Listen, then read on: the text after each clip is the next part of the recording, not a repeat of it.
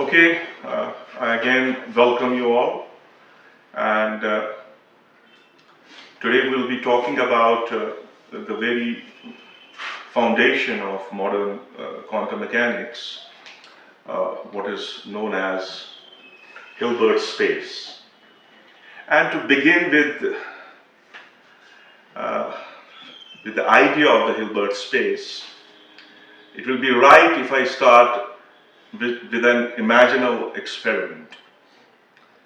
I would like to demonstrate an imaginal experiment in front of you so that you will have a feel of this mathematical space, because it's a space that accommodates mathematical functions. Now, if I imagine that I am a mathematician, okay? And I know the basic rules of mathematics. I know geometry. I can talk about a point in the space. I can talk about a line. I can talk about the plane. And I understand what a point is, what a line is, and what a plane is. And I would like to demonstrate the geometry around me with respect to a point, a line, or a plane. And I'm in an imaginable world. I'm a dreamer. I dream. And I'm walking, and I find there is a room. And there is a door in front of this room, and I can see some geometrical lines on the door. But the title that is written on the door is, I am an infinite room. I am a room of infinite possibilities.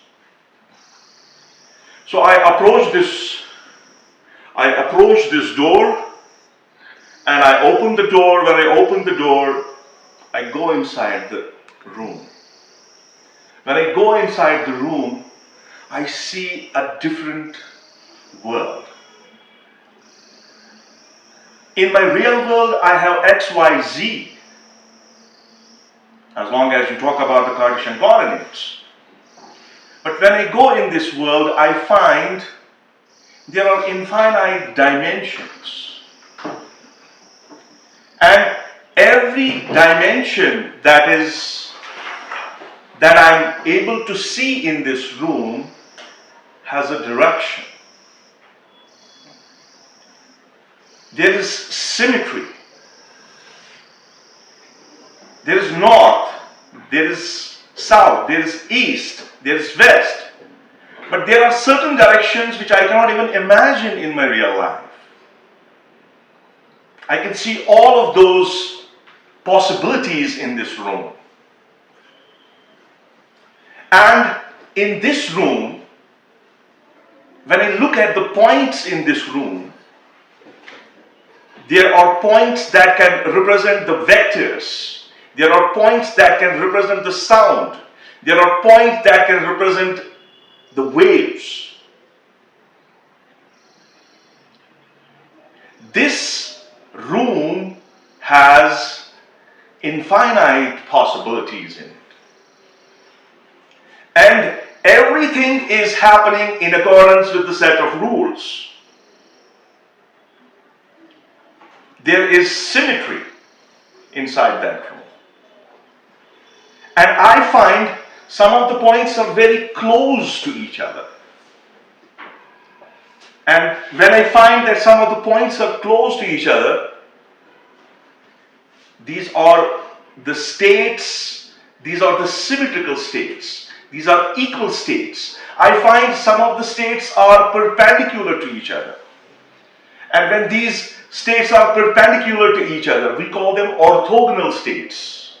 That means the state 1 and state 2, suppose they are orthogonal to each other, these two states are completely independent of each other. So there are states that are completely independent of each other. There are states that are similar to each other. It's a very compact room. But at the same time, I can talk about the lines in that room. And between the lines, there exist the angles. So this room, with all possibilities, it's a mathematical room. I tell this room who you are, and the answer comes, I am the Hilbert space. So this demonstration that I try to demonstrate in front of you, this space is an abstract space.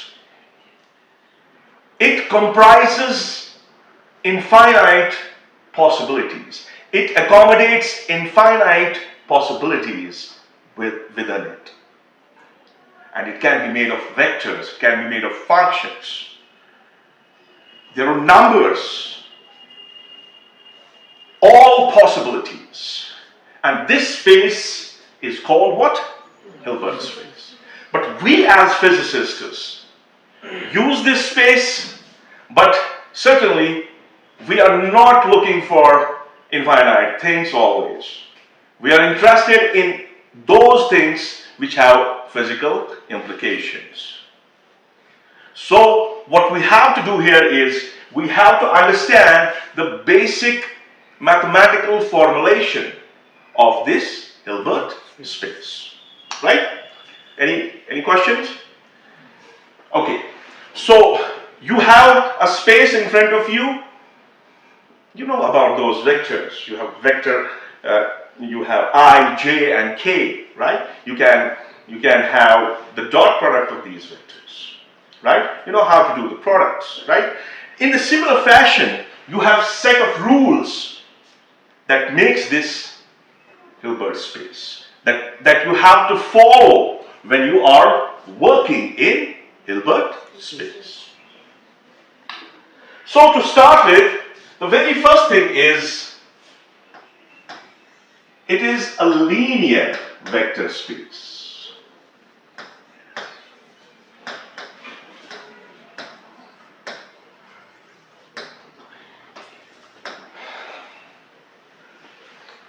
So, there are vectors, and we have a space, what's called as linear vector space. And what does this linear vector space is made of? It's made of two things. One is called vectors, and another is called scalars.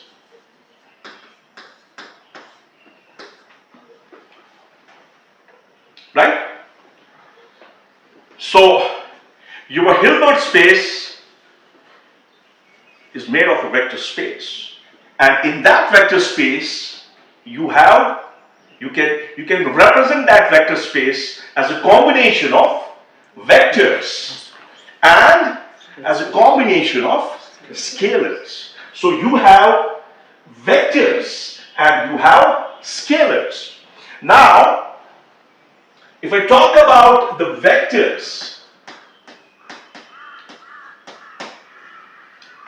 you will not be, because when you go to the conventional domain of vectors, you rightly remember what a vector is.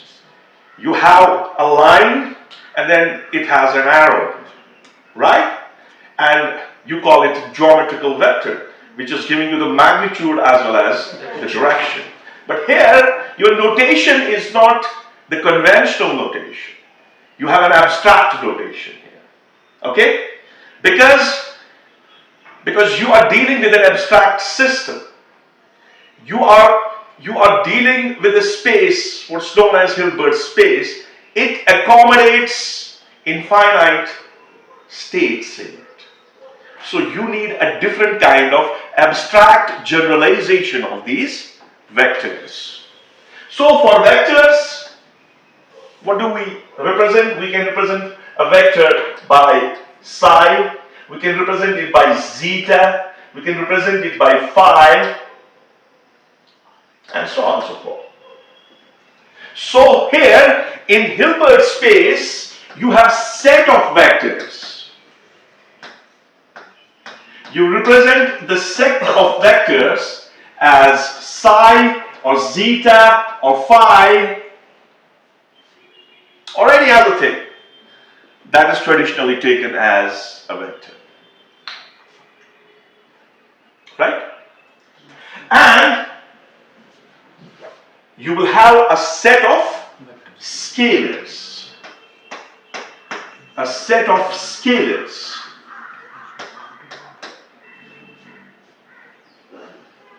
It can be A, it can be B, it can be C, it can be alpha, it can be beta, it can be gamma, and so on and so forth. Now, if I go back to my original bifurcation, I have vectors, these vectors, and the scalars. What they do, they make a linear vector space. They make a linear vector space, which is the part of your Hilbert space. Now, these scalars, they can be real numbers, right? And they can be complex numbers.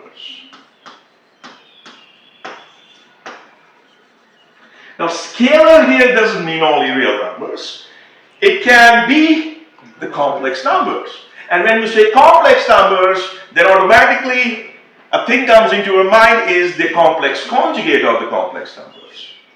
Right? So when you have a complex number, you can take its complex conjugate by simply changing the sign of the number that comprises the iota. Right? So here you will have the scalars. These scalars can be real numbers, they can be complex numbers. Right? And vectors, they can be functions. And so this point is clear up to this now. Right? Okay? So, any queries? If anybody wants to tell me anything, you can tell me. Now, since we are talking about the vector space, a linear vector space, it has to follow certain set of rules. Because in mathematics, what you do, you can come up with actions. You can have some actions and you can plan a mathematical manipulation and you can work on that mathematical model. In the similar sense, what we have here is we have a set of rules. Now the very first important thing is, now suppose in your Hilbert space, in your linear vector space, there are two vectors, right? One vector I call, say for the sake of argument, let me take it as zeta. Zeta is a vector, right? And there is another vector, phi. These are the two vectors. Now we have to extend this discussion to Dirac notation also, okay? But here I'm trying to take it on with the simplistic approach. Okay, so what is zeta? It's a vector. And what's phi? It's a vector. Now, if I take the linear combination of zeta and phi, what I'll get? I will get another vector, say psi. I'll get another vector. Now I have a vector, zeta. I have another vector, phi. There is a linear combination between zeta and phi, and you come up with a new vector, psi. This psi should also belong to the Hilbert space. It should belong to the Hilbert space in which you are enclosing the vector space, which is composed of the vector space. So, the linear combination of these two vectors will lead to another vector, And the vector that you obtain from it should also belong to your Hilbert space. So this is the first important condition that's linked with Hilbert space. Now another important property is the commutative property. Now all of you know the commutative property. So the vectors that you are dealing with, they must be commutative in nature. What does that mean? So if I choose my vector zeta and another vector phi, and the linear combination, the addition of these two vectors can be written in this reverse order. So if you add the two vectors and you reverse their order, the result of the two vectors is going to be same. So the vectors that are playing in this Hilbert space, the vectors that are existing in this Hilbert space, they have to follow the commutative law. They have to follow the commutative rule. Is this clear? Okay. So this is it. Now the next thing is associativity. Okay? Associativity. So if I take my first vector as zeta and the second vector as phi and the third vector as psi. Okay? You can write this as zeta plus phi plus psi. Right? So this is associative property.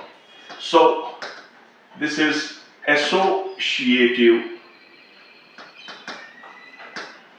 property. I have a bad handwriting, I can't help it. Okay. Right? Fine? Now, suppose I have a vector, okay, and I add this vector to another vector. I have a vector, I add this vector to another vector, and I get the same vector back. What does that mean? Suppose zeta is my vector, I add this vector to say zeta naught, and what I obtain from this is only zeta. What I am obtaining? I am obtaining only zeta. I add this vector with zeta naught and I get the original vector. What should be this zeta naught for you? Yeah? Identity. I can't listen what you were saying. Yeah. Additive what? Additive. Identity. See, you have a vector, you are adding it to another vector, you are getting the same vector. There's no change on your vector. You are adding it, you're not multiplying it. So if you multiply it and you get the same vector, then you can talk about the identity vector. This is something that you know. Yeah? Zero. Yeah, this is a null vector. So there should exist a null vector.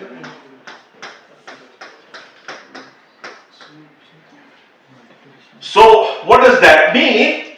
That means if I have a vector zeta, I add a null vector to it. This can be written as a null vector plus zeta, and this is going to give me back zeta. Right? Fine? Okay. So this is it. Now, for every vector that is existing in this space, there should also exist a symmetric vector with this vector. This symmetric vector is also called as inverse vector. Right? So that you have a vector, when you add this vector to its inverse, you have a vector, when you add this vector to its symmetric vector, you get a null vector. So there should exist inverse or symmetric vector. Now this is also called as symmetric vector. Right? So if I have zeta as my vector, I would like to add this zeta with minus zeta. So for zeta, there should exist a symmetric vector. There should exist an inverse vector. So that when you add the two, what you will get? You will get a null vector.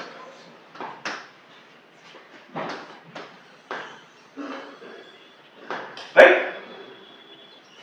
So these are some of the important properties of linear vector space.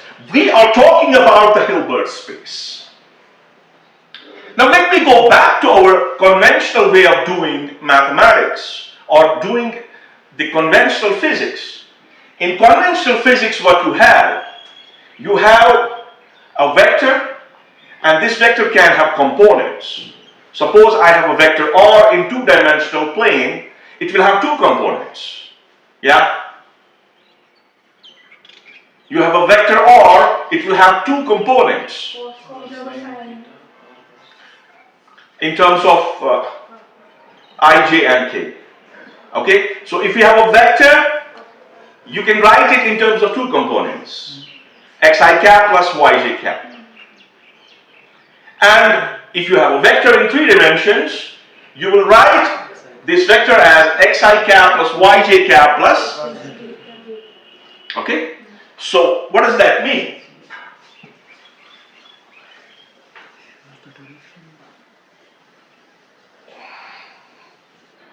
So if I choose, say for example, I choose a vector A,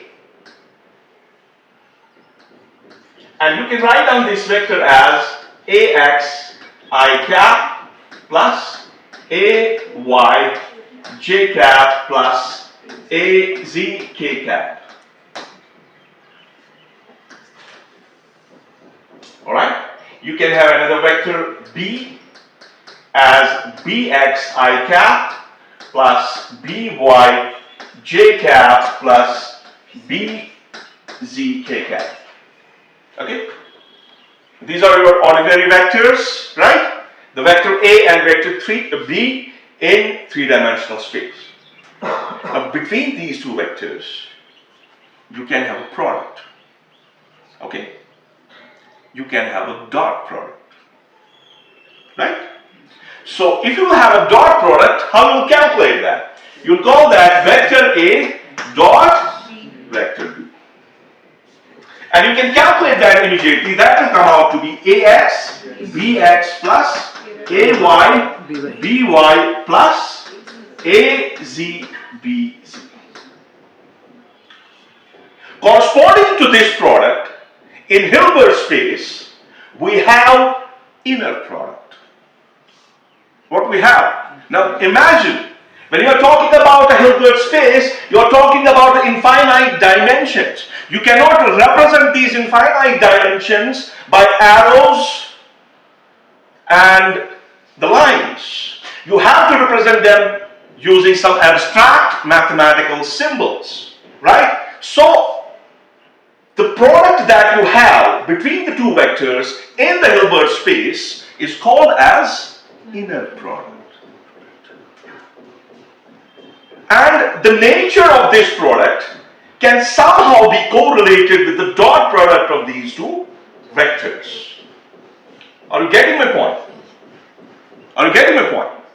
So this is why I showed this example, so that I can connect with the inner product.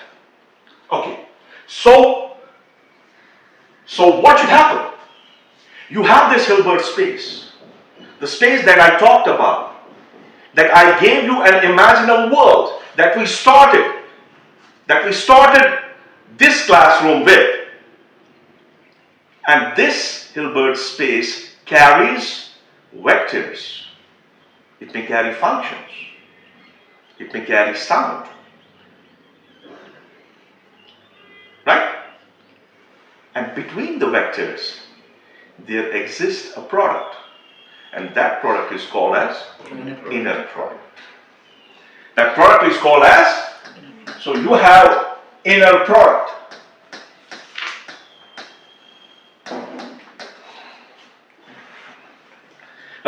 inner product we can write in terms of cats and bras.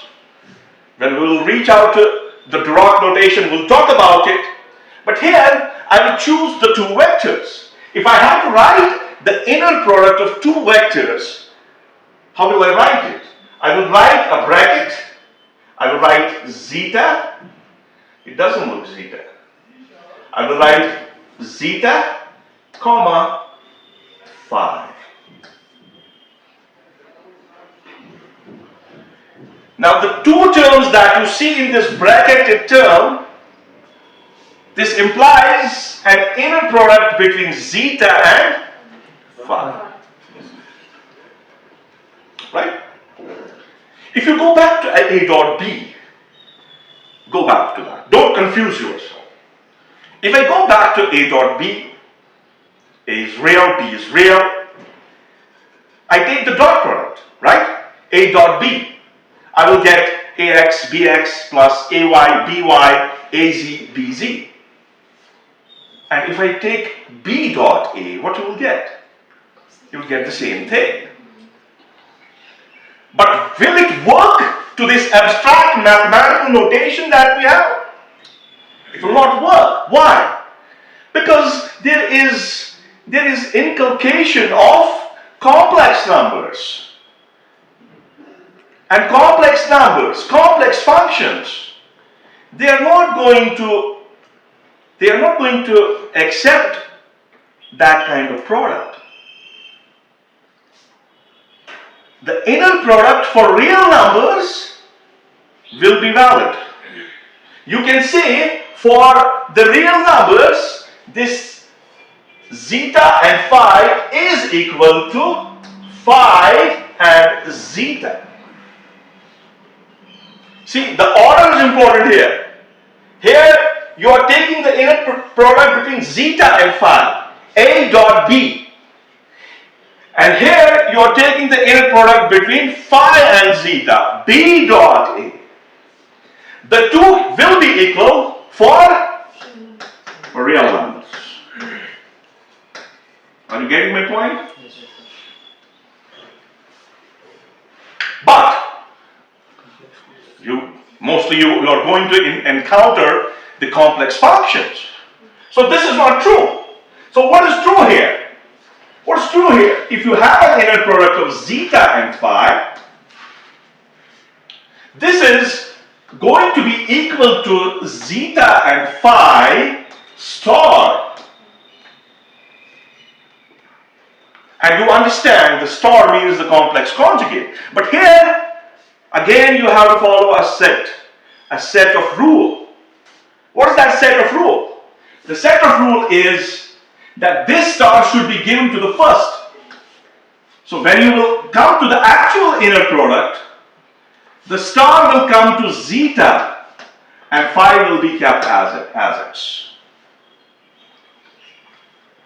So zeta and phi is equal to zeta star and phi. Right?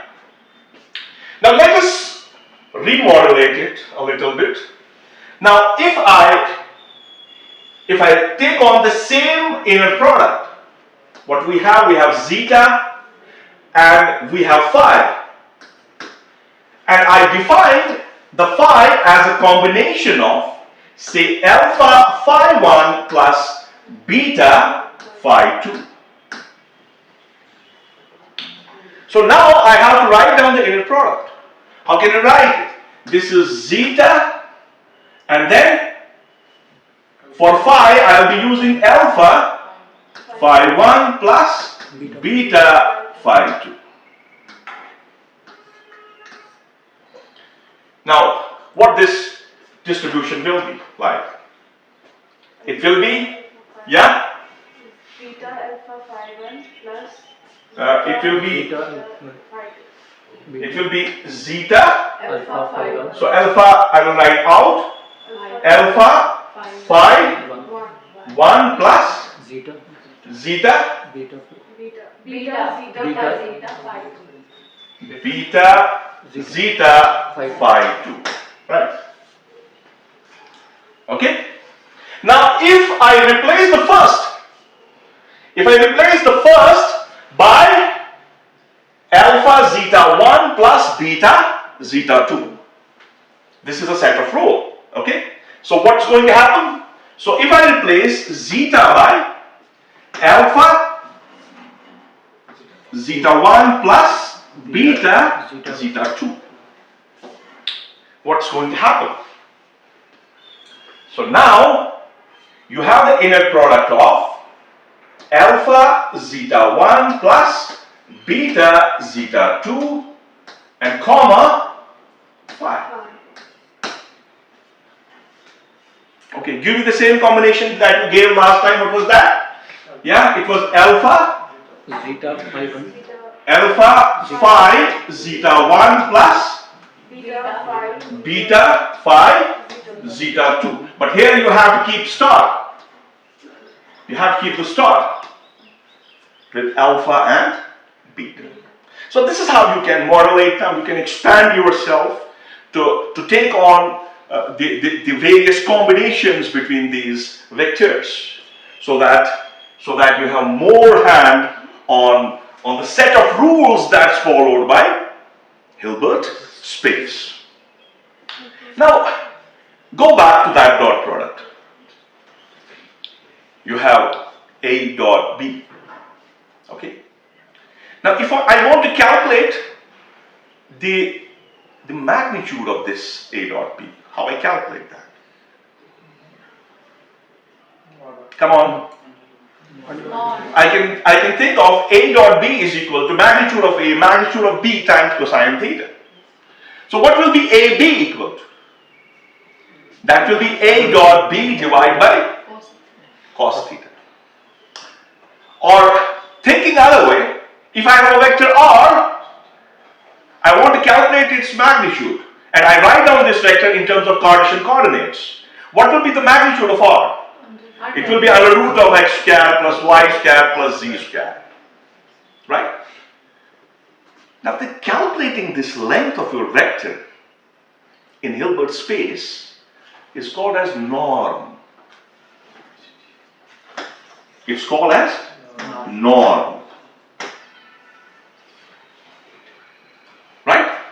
And this norm, suppose I have zeta, I have to write the norm of zeta. It will be double mod.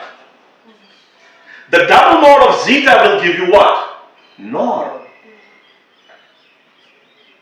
And you know, when you take the dot product of the two vectors, what you get a scalar. And when you calculate the magnitude of these, when you calculate the magnitude of the inner product of these two vectors, it's always positive. Isn't it? So the norm of the vector that you're talking about in the Hilbert space, it has to be greater or equal to 0. Right? I think here. So, good morning to all of you. I think it's morning is gone now. We are entering into the afternoon. And we would like to extend our previous discussion. We are talking about Hilbert space, and we have taken into account the important properties of Hilbert space. Now, I would again like to introduce you with an idea of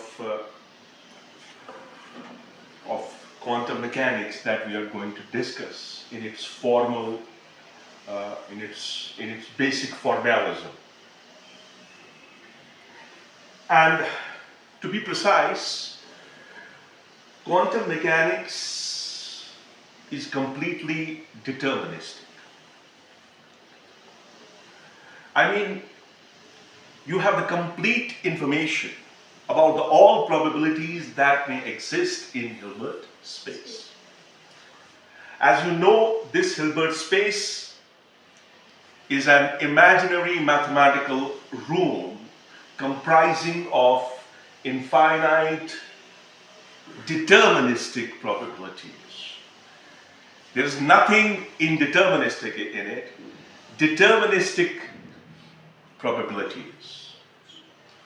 And they all exist in this Hilbert space. Now, previously we had reached to a point where we talked about the norm. So now norm gives us the length of the vector. So if I write down, if I choose the basis vectors in Cartesian coordinates. Suppose I have a vector r. This vector is xi cap plus yj cap plus k. Right? Now, if I have to define the norm, you have a vector r, okay? The basis of this vector is what? The basis of this vector are I, j, and k. They define the basis of this vector. And we understand that these unit vectors are perpendicular to each other. That means you can say that this basis vector that you have chosen here, it's an orthonormal basis vector. It contains orthogonality and it contains normalization, because if you take the inner product of these I, j's and k's, they will give you a value equal to 1. So if I have to write the norm for this basis vector, now you can have another basis vector in our conventional usage. What is that? In spherical polar coordinates, you have r, theta, and phi. You can also talk about this kind of basis vector space. So if I have to write down the norm of this vector, what am I going to write? I will put a double mod for this. And what will be that? That will be, let me choose a sigma here, okay? And let me choose this Ri, and square, and this whole thing will have a root on it, okay? Right? Where I that I have chosen here, this I can be 1, 2, and 3. So I will be running from 1 to 3.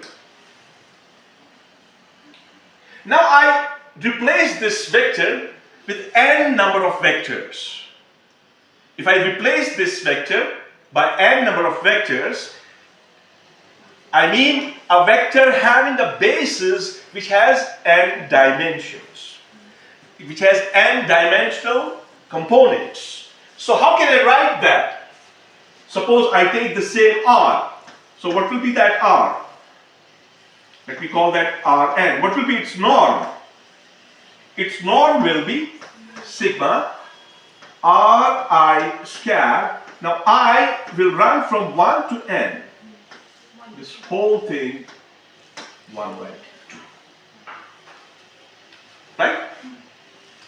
Now before we proceed on from here,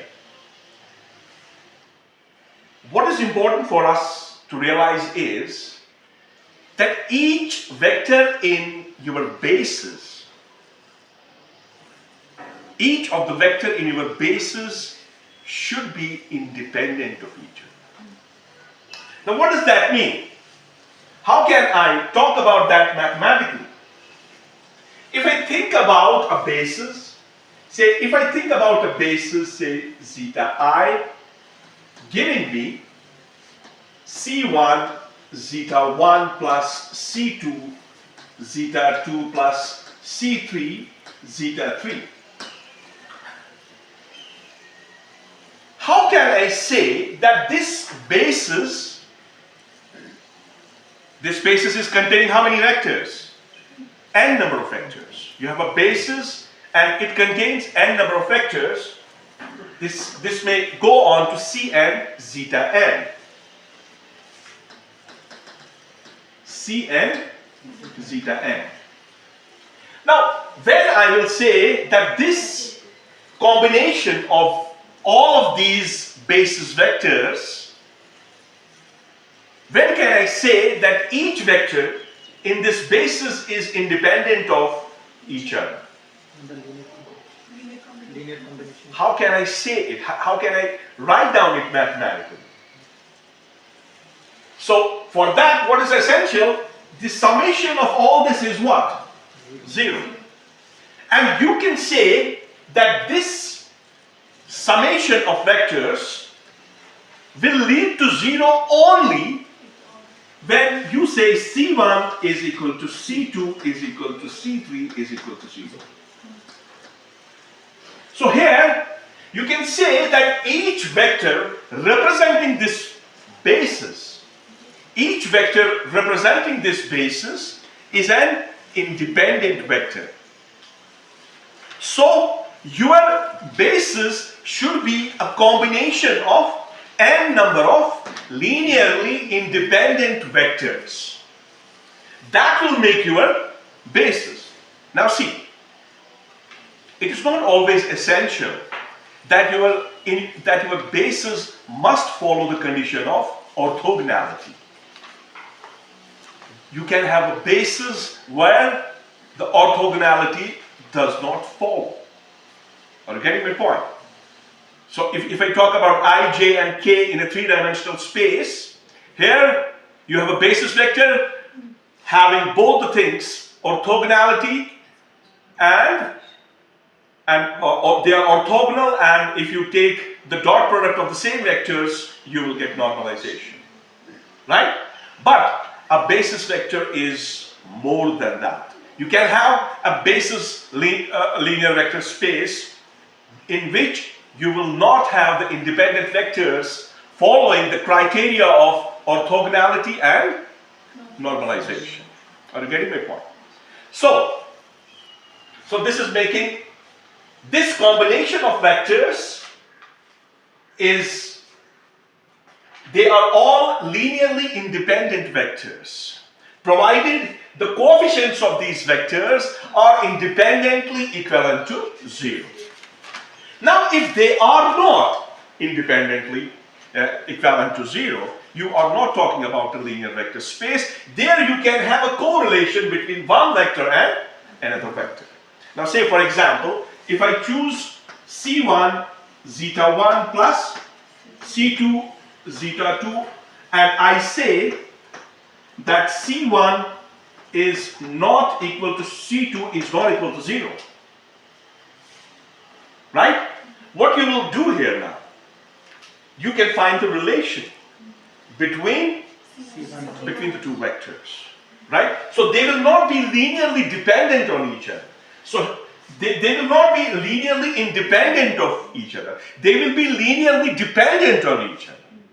So in that case, what you will have C1 zeta 1 plus C2 zeta 2, this is equal to 0. So C1 zeta 1 will be minus C2 zeta 2. So I can write down C1 as zeta 2 by zeta 1 minus C2. Okay? Right? Okay. So what we are taking? We are taking the linear combination of these vectors. Right? Now, I will again write down the same series. I have a linearly independent n number of vectors, basis vectors, basis vector space. So what can I say? I can say C1 zeta 1 plus C2 zeta 2 plus C3 zeta 3 is plus so on and so forth. Cn zeta n is equal to 0. Right? Look at this equation. In the first case, I was trying to explain you why we have what's a mathematical condition that you can talk about when you have to say that there is a linearly independent basis vector space. Is there any other way that the result of this equation can be equal to 0?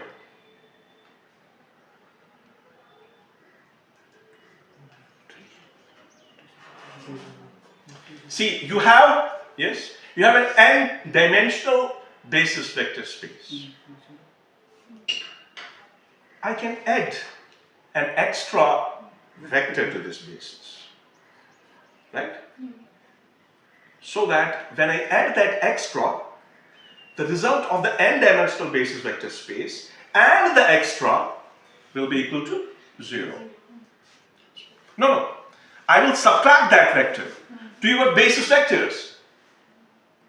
Their resultant can be 0. So how can I write that? I can introduce another vector.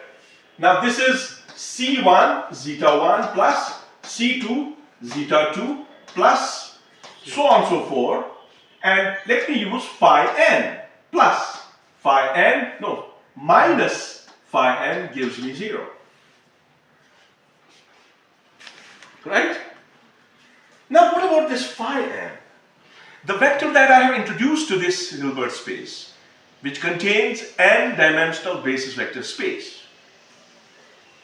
What do you think about this additional vector that you have introduced to this linear vector space?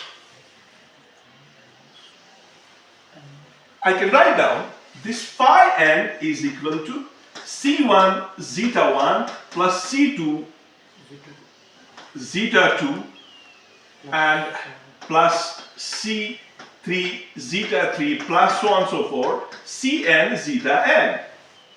Come on. Now what is this phi n? It's a vector. This vector is existing where? It's existing inside the Hilbert space. And you can write this vector phi n as a linear combination of n-dimensional basis vectors which are independent of each other. So how can I write down this? I can write down this as phi n is sigma. For C1, C2 and so on and so forth to Cn, I will use Ci. Are you getting my point? And here I'll be using zeta n. I can use zeta I. There's no problem. So I will run from 1 to n. So phi n, see basically we are mathematically talking about the superposition principle. Okay? But we are mathematical in nature right now. So we are trying to write down a vector that's existing inside the Hilbert space as a linear combination of basis vectors. Right? So what you have phi n equal to I running from 1 to n Ci zeta I. Clear? Is this clear to you? So this argument should be clear that you can write down any vector in Hilbert space in terms of the basis vectors.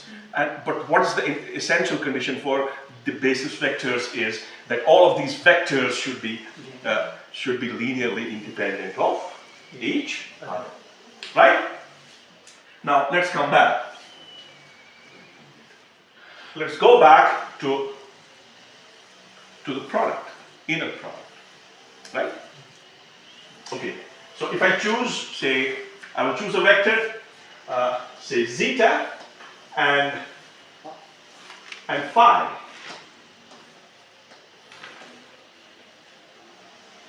Right? So you have an inner product between zeta and phi. How can you write down this inner product? You can write down this as, yes? No. You can write down this as, come on. You can write down this, if you have to write it in, if you consider your function. See finally where we go here, we go into the functions. We start with the vectors, then we move towards functions. I mean to say, no, let me have that. Do we have the duster here?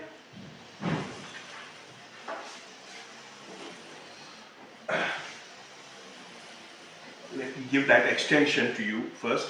Okay, so if I have a vector and a vector R, if I find its inner product, what will be that?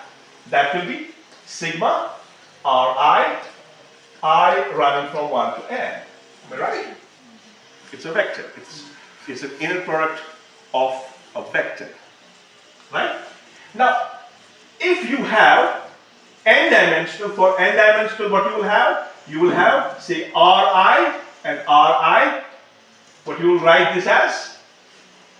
Sigma I equal to 1 to n, and you will have, and it has to be Ri square, but now you will move from 1 to n, so this will be Ri square, running from I equal to 1 to n. These are all conventional equations. This is a conventional equation for 3 dimensions. This is a conventional equation for n dimensions. But I want to extend this thing to the function. Now, what's a function?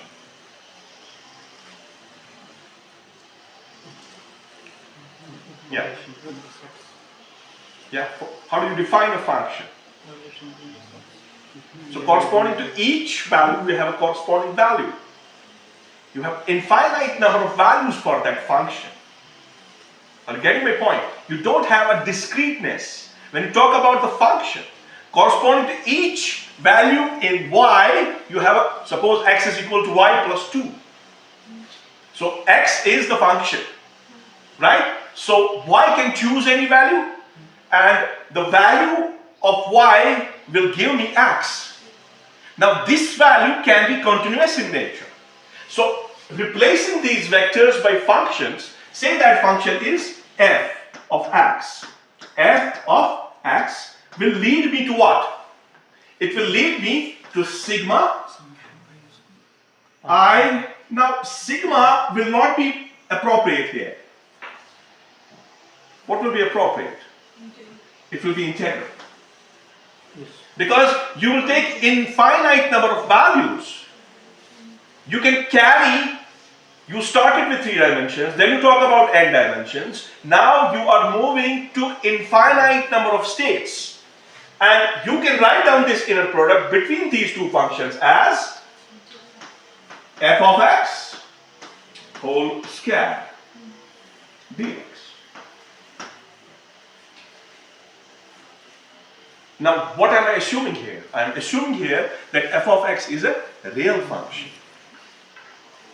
F of x is a, but we have to deal with complex functions.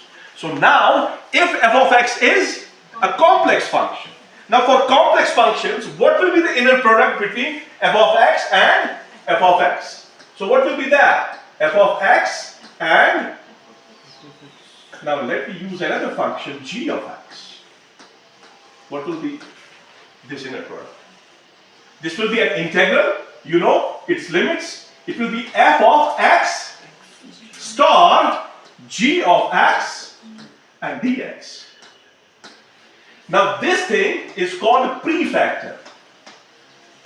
So you have to take the star of the prefactor, and this thing is called postfactor.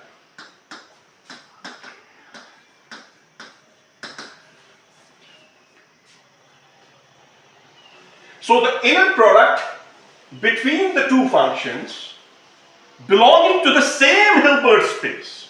You are not moving outside this imaginal mathematical space which has infinite dimensions in it. You're not moving away from it.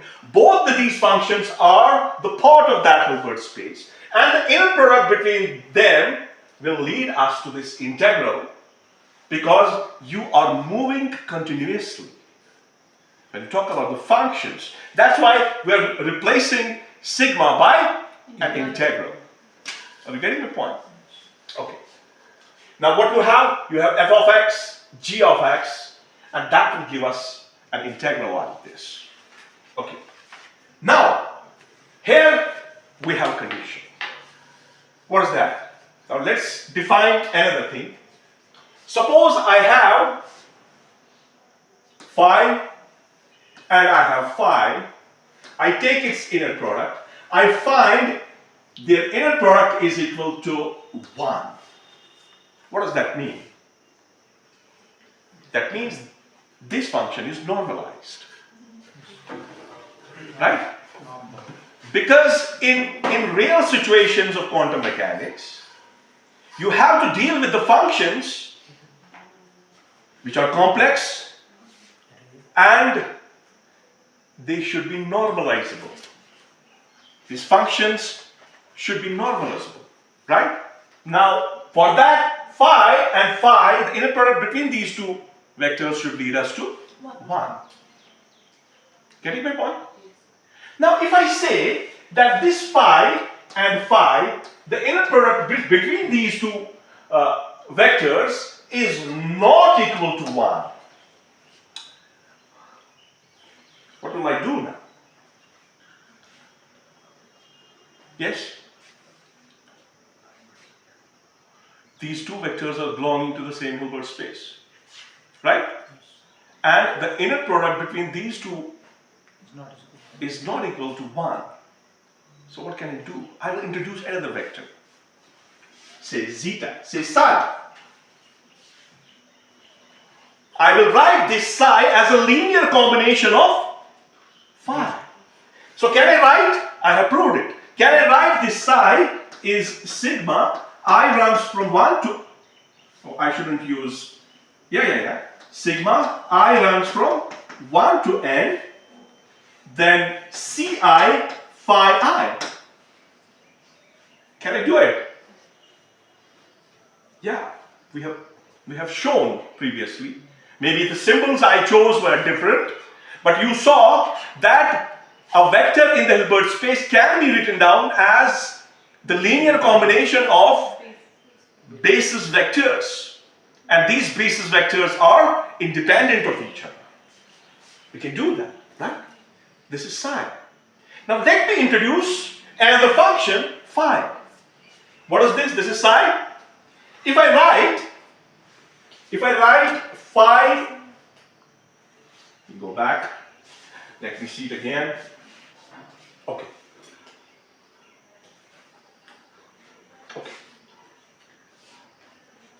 Okay. So I have taken psi. Okay. So for psi, I'll be using now what? If I use another psi and psi, how can I write this?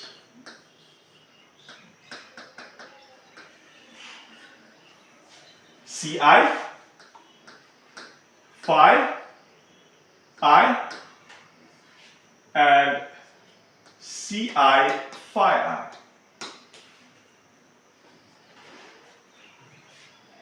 I think I did it wrong. You know why? Because, okay, this is psi. Psi I'm writing as the linear combination of these vectors. Okay, that's fine. Now, if I have to write down this psi, in terms of phi I can also write it as, see here, you will not go with it. We have to learn how to do the mistakes, okay? So this is a mistake. So what was psi? Psi was phi I, right?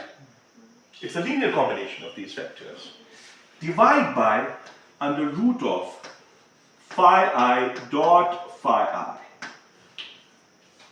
I am defining a vector psi in terms of phi, but between this phi I and psi, see, there is relation between psi and phi, right? This ci will confuse me to get the result. So I'm avoiding this c. So what am I doing? I'm writing this psi as phi I divided by the norm. What is the norm? The magnitude of phi. What is that? That is phi I dot phi I raised power 1 by 2. Now if I take psi and psi, I'm taking the inner product of psi with psi. What you will get here? You will get here phi I divided by under root of phi I, there's a dot between there, comma, phi I divided by under root of phi I dot phi I. You will understand what I am trying to show here. Okay, so I started with a function which is not normalized. Phi is not equal to 1. I chose another vector psi. I wrote down this psi in terms of phi and its norm. And then I took the inner product of the psi by psi and I got this result. Okay? So what will come out of this bracket? That's the question. Come on. Come on. So you have psi and psi. What will come out? It will be under root of phi I whole square. You can keep a comma here. So here you will have phi I comma phi I. Now this square and root will cancel. You have phi I, phi I, phi I, phi I. So psi and psi is equal to what? It's equal to 1. What does that mean? That means if you have two functions, they are not normalized. You can normalize them. You remember solving the problem of particle in one-dimensional box? Okay, what you calculate there? You calculate the normalization constant. That comes out to be under root of 2 by L. Right? So, if you have the two functions, they are not normalized. You can normalize them by introducing another vector. And we understand that the additional vector that you have incorporated in the Hilbert space, that can be written as the linear combination of the rest of the vectors. And that's what gives us the result. Is this clear? You got the idea? Okay. So this is it. Now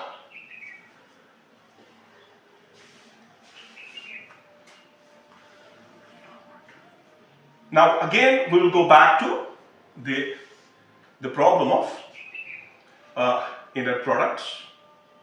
We have something here, what's called as Cauchy series.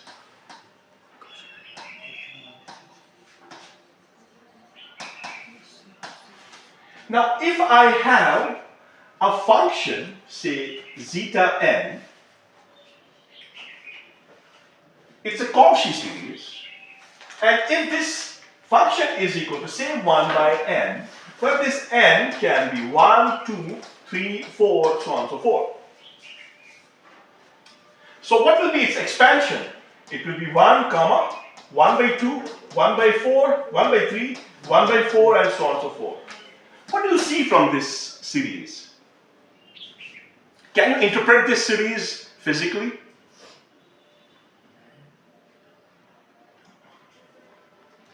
Can you find some physical implication of this series? See, as you will move on, look at the board. As you will move on, you find the differences. Difference between the first two, the next two, the next two. As you will move on and on, you will see the differences goes on decreasing. Right? So any function which you expand, and on expansion, you find that there is a gap. The gap between the two consecutive numbers goes on decreasing. This kind of series is called Cauchy series. What's it called? Cauchy series. Now, if I have a function and I have a vector,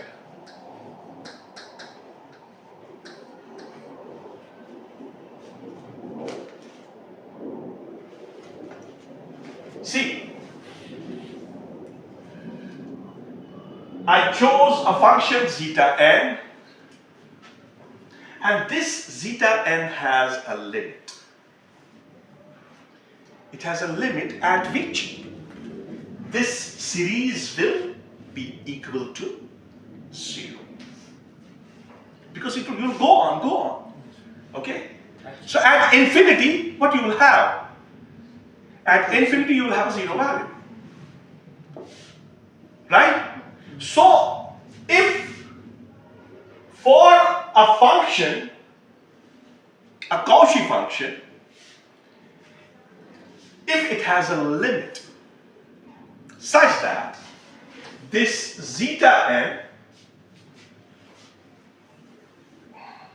such that the vector I will choose here, say phi, minus zeta n, take its magnitude, and n tends to infinity, this whole thing will tend to 0. This is what is called as separability. This is called separability. We call it separability. So you have a series known as Cauchy series. You understand this series. It's like that if I'm walking, during walk I decrease the magnitude of my each step. Okay? I keep on decreasing. Finally my step will be, it will be 0 at infinity. So for that, the number should be infinity. So this condition, phi minus zeta n tends to 0. This gives us what? Separability. Get it? And if this phi minus zeta n, well, n tends to infinity, if this is less, no, this is greater or equal to some number, say epsilon,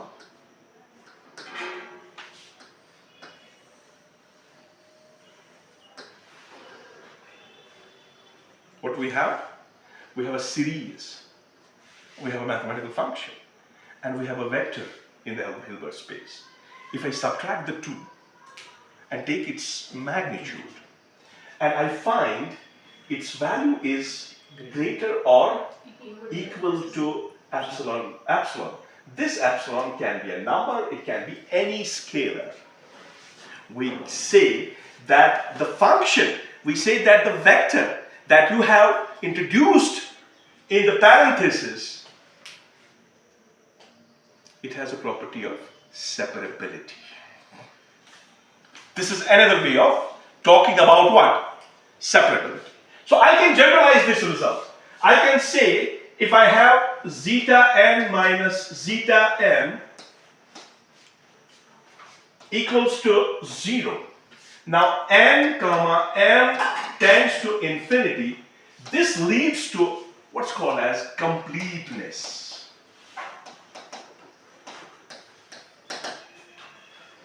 You remember I said in the beginning of this conversation, I said that in quantum mechanics, everything is complete.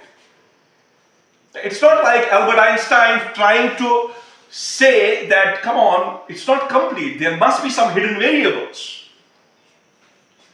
Quantum mechanics is complete. Your Hilbert space has all information about the whole universe. It's the act of measurement that gives us the result. But what is there before the act of measurement? There is completeness. The difference between this Cauchy series and the vectors that are living in this Hilbert space is all equal to 0. It's complete. It's complete. And there is the condition of separability. You can separate. You can separate a vector. Okay? And then you can have a discussion on that vector. Right? So this way we have taken on the important concepts that are related to the, basically your Hilbert space takes care of the linear vector space. Okay? And your Hilbert space must follow these important mathematical rules. If you rightly remember, in our previous talk, we talked about the linear vector space. We talked about the important properties of that linear vector space. And today we have tried to extend the idea mathematically into the two important titles. One is called separability, and another is called completeness. And we will take on this in the next lecture, and let's see what happens after that. If you have any queries, you can ask me. Maybe I have committed some mistake. So mistakes are very important for the teacher, because now we have a different world. We have to commit the mistakes, because when we commit the mistakes, you have to rectify them better than what you can expect me to be written on the board. So your curiosity can grow only if I will make some mistakes, and you have to correct them. Okay? So with this, I would like to thank you all. Okay, come on, stop.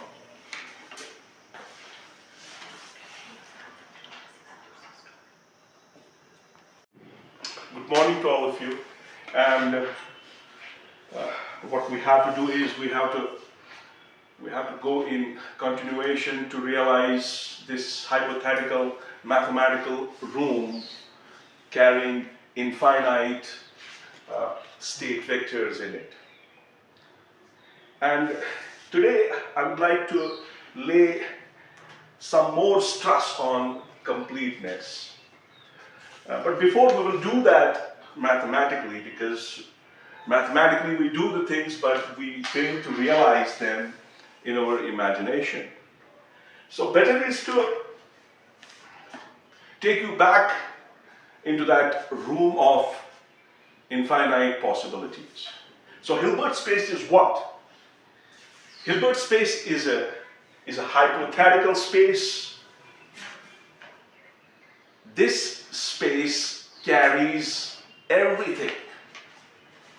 There is not anything that you can imagine that exists outside this space.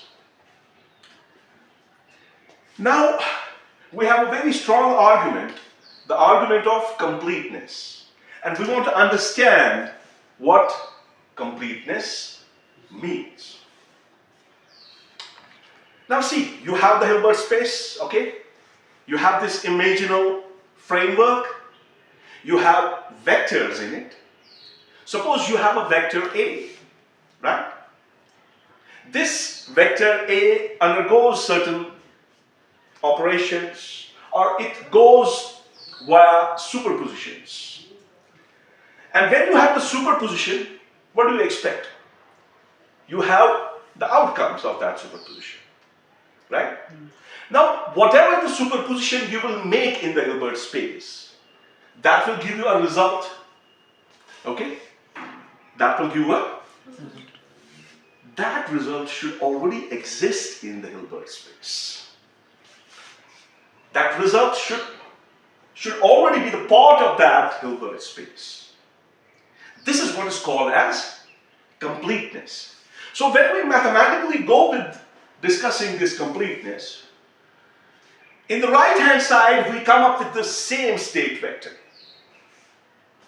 And that gives us an idea that if you choose a basis vector in Hilbert space, you make certain combinations, you get something out of the Hilbert space. But that something that you will get out of that combination should already be present in the Hilbert space. This is what is called completeness. Right? So it's carrying everything about you. It's carrying all the information about the system.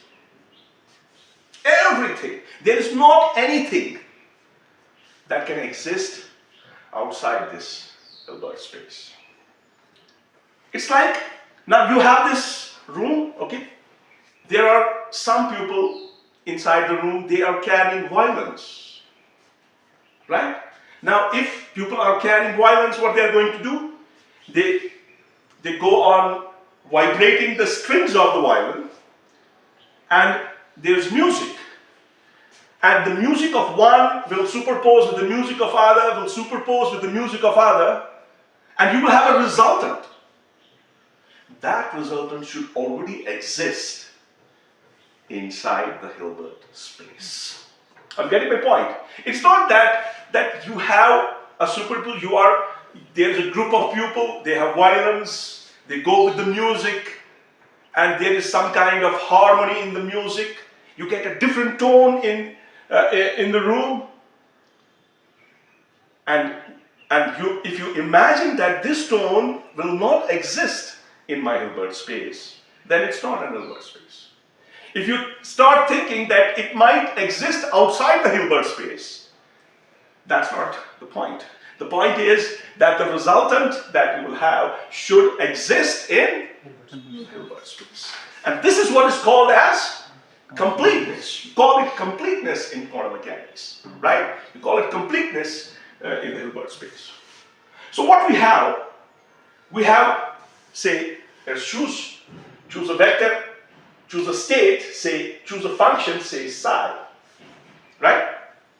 And psi can be written as the combination of, say, Ci, okay, and let me choose zeta I. And this I runs from 1 to n, right? You are writing your state in terms of a basis vector. You take the superposition of n number of linearly independent vectors, right? So, what can I do? I can think of the inner product. Let me introduce another vector. Phi. Oh, let it be the same kind of vector, zeta j. What am I choosing? Zeta j. And I will take its scalar product with the psi from left. So what will I write? Zeta j comma psi. The inner product is, here you will have zeta j, then you will have sigma, you know what it runs from to, then you'll have, here I'll have to put a comma, Ci zeta I. And I can put a bracket over here, right? You can see it? Okay. So what am I trying to do? I have introduced another vector, zeta j, and I'm taking its inner product with the psi, right? So now I'll have to take the inner product between zeta j and the sigma of Ci and zeta j. Okay, what can I write?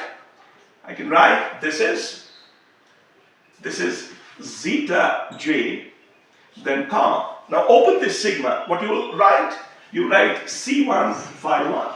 It's zeta 1 plus C2 zeta 2 plus C3 zeta 3 and plus so on and so forth. And the bracket will come here, isn't it? Are you able to see it? Can you see it? Okay, fine. So now we have zeta j, right? And then you have the combination of these basis vectors. And how can I write it? Yeah. How can I write it? I can write, in the left hand side I have zeta j, and then I have psi. This is equal to, okay, this is zeta j comma C1 zeta 1, close, right? Plus zeta j comma C2 zeta 2, right? Plus zeta j comma zeta 3 zeta 3, right? Plus so on and so forth. This is the combination, right? Now, what we have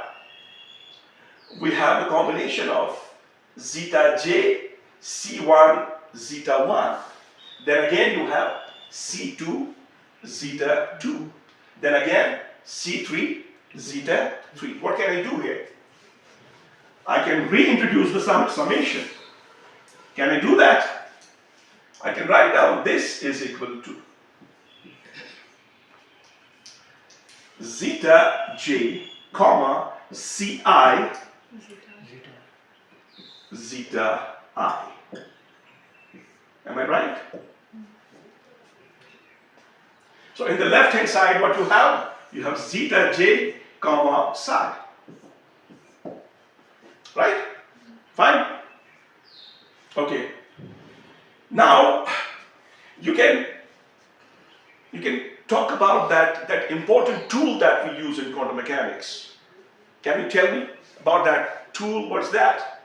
Generally used, that's a chronicle delta, right? So can you imagine anything like chronicle delta here? Yes, you can. So you can write down there sigma Ci delta ij, because the inner product, because the Ci will come out, right? And you will have zeta j and zeta I. You can prove that zeta I, this is equal to zeta I, zeta j. The point is, for Ci I have Ci, for the inner product between zeta j and zeta I, I'll have chronicle delta. And I think you know about chronicle delta. What's that? Delta ij will give us 1 for I is equal to j, and it's going to give us 0 for I is not equal to j. Right? So what's going to happen here? The right hand side will give me 1. It will give me 1 for delta ij. And that too only for what? I is equal to j. I'm getting the point. So what are you going to get out of here? So, so this will become sigma Ci delta ij, I'll take equal to 1. But for that, I is equal to j. So if I is equal to j, for zeta j, I can use zeta I in the left hand side. There's no problem. So I can do that. So I can write this is zeta I comma psi. Is this clear up to this? Come on, have you copied it?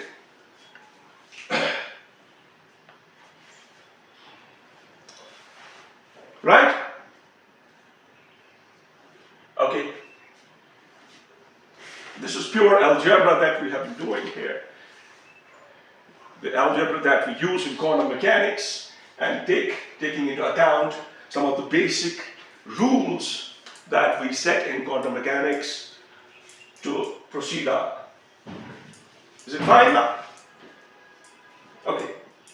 So let me go back. Where from I started? I started from psi. And what was psi? I wrote down this psi in terms of the basis vectors. And what was that?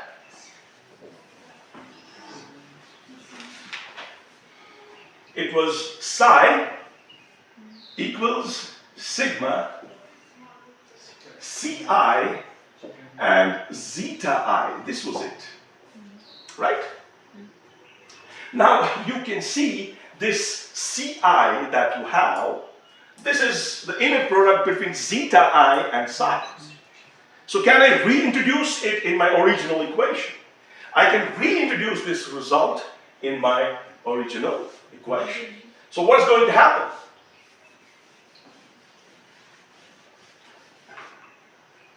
Yeah, you will have psi is sigma.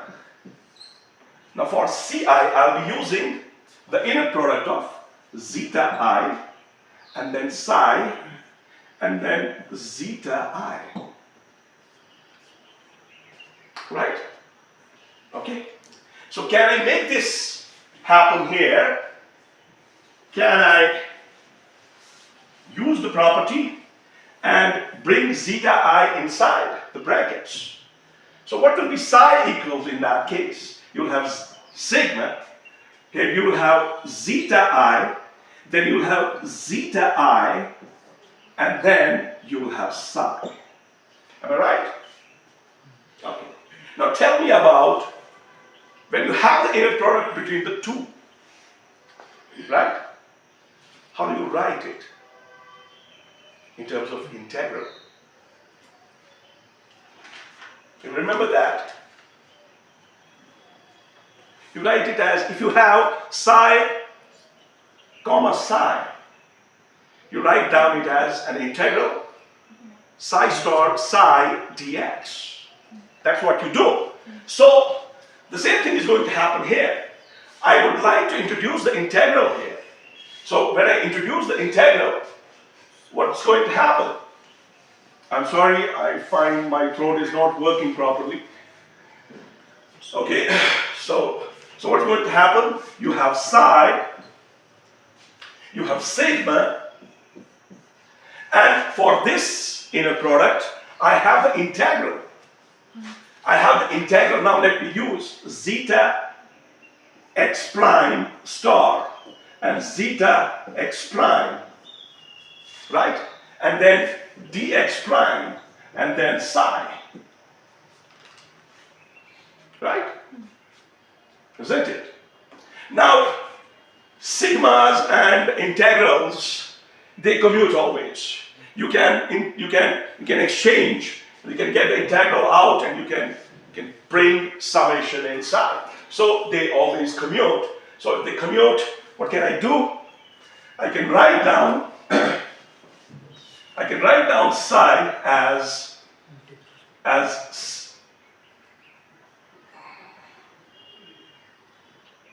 integral. Then you will have sigma zeta x prime, zeta, this is a star, then you have zeta x prime, then you have dx prime and psi. Right? Now this is an equation. This is the result that we have obtained for psi. But one thing is for sure, that your psi has everything there and you have your psi back in the right hand side. Right? Now what is this? You have learned a very important mathematical function, what's called as Dirac delta function. Right? So you must be knowing one of the properties of Dirac delta. If you have a function, say f of x, this f of x is a function. And you can write down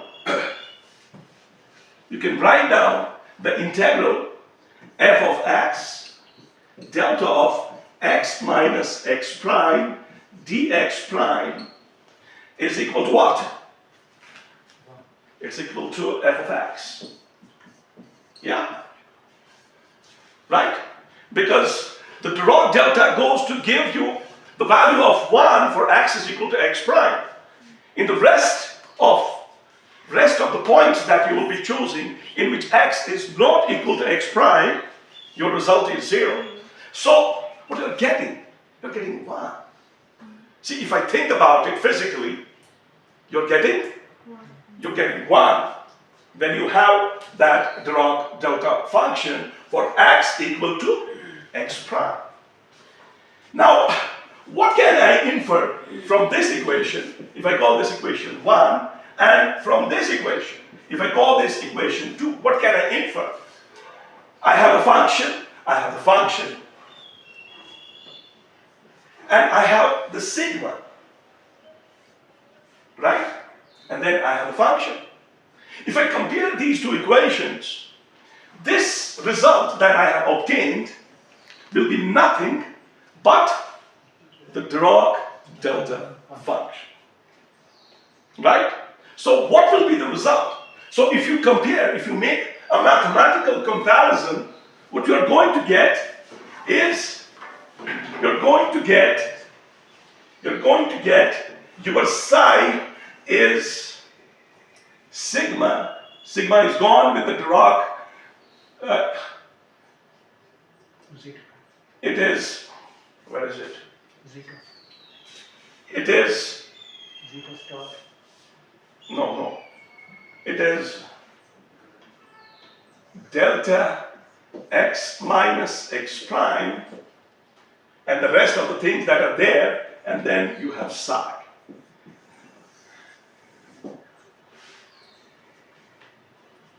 What's the maximum value of this Dirac delta? It's 1. Right? So you wrote down your vector in terms of a basis, vector states, and your result is incorporating Dirac delta, an identity, multiplied by the same function. Right? This is called as completeness. We will prove this thing when we will talk about the cat and bra notation of Dirac. There we will do the same thing that we did here, but instead of Dirac delta, you will simply get an identity matrix. So that way, what you are proving that your Hilbert space is a complete space. It carries all the information that may exist in this mathematical universe. There does not exist anything outside this universe. It's like Alice in Wonderland, right? So what we have, if I summarize the Hilbert space, what we have learned is, we have learned that for a space to be Hilbert space, it must carry on the linear vector space. Okay? This is the first point. And we have talked about the properties of this linear vector space. Point number 2 is what? There should exist the inner product between the states. So another important thing is inner product. This is second important condition for Hilbert space to be the Hilbert space. Then you have the separability. Separability. The separability. If you rightly remember, I don't remember the symbols I have used. It was the mod of xn minus xn is greater or equal to some epsilon. Right? And what is the last thing? The last thing is the completeness. So we have seen that how we can mathematically prove that there is completeness in the Hilbert space. Right?